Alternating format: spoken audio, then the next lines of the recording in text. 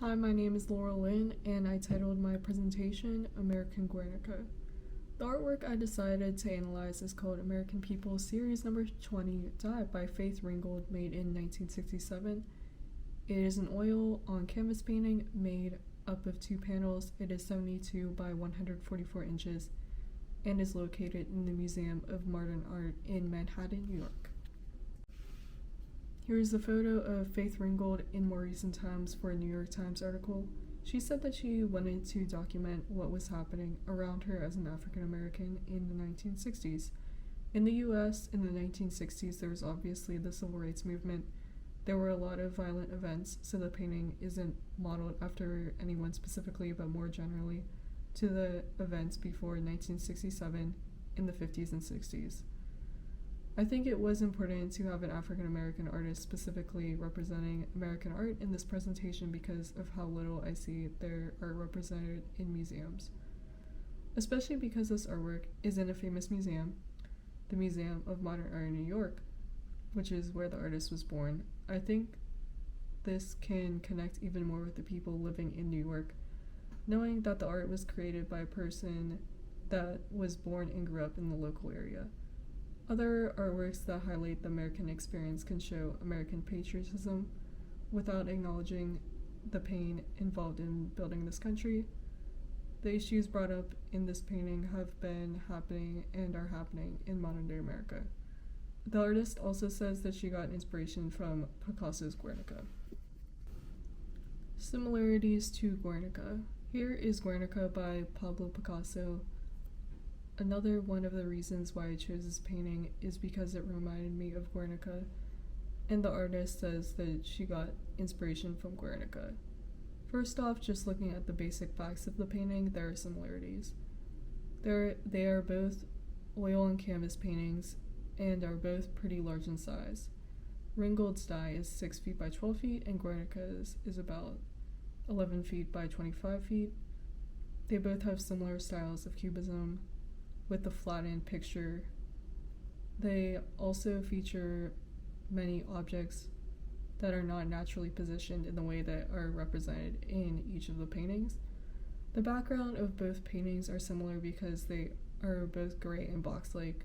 Most notably, though, is their commentary on the world of violence that each of the artists lived in. The main difference is that Picasso's work centered around a singular event, while Ringgold's featured a pattern of events. Here I just made the image larger to discuss more formal analysis. Starting with the background, it is different shades of large squares of gray, which contrast the colorful outfits people in blood of the foreground. The background reminds the viewer of the color of a street sidewalk. The 2 main locations for cool colors are in the pink dress and skin of the white woman and the white business suits. The main warm colors are found in the yellow of the white people's hair and the yellow dress and skin of the black woman. The dark red blood is splattered throughout the whole painting. The artwork has a mixture of people throughout the painting. The women are wearing dresses and high heels. The men are wearing business suits. The little boy and little girl are wearing kids' clothing. This looks like modern work attire for the 1960s for the adults. There are 13 individuals total. There isn't an overwhelming majority of women versus men. There also isn't an overwhelming majority of black versus white individuals either. 2 out of the 3 children in the painting are holding on to each other. The main expression on the different individuals' faces is fear. 2 individuals are holding weapons. The white man is holding a gun and the black man is holding a knife. The individuals are not placed in naturally occurring positions in the painting but are chaotically placed, with one individual near the center of the painting appearing to be upside down, similar to the location of the lying down individual in Guernica. The overlapping limbs of the people create interesting lines that are chaotic but connect the different individuals in the piece together. All of the lines in the painting are well defined. The painting appears to be flat with the people layered on top of each other. The women appear to be the top layer, with the exception of the gun being layered on top of the woman's arm. There is not an obvious light source. Overall, I think that the background could represent a chessboard where the individuals are like pawns, or concrete sidewalk where the violence is taking place.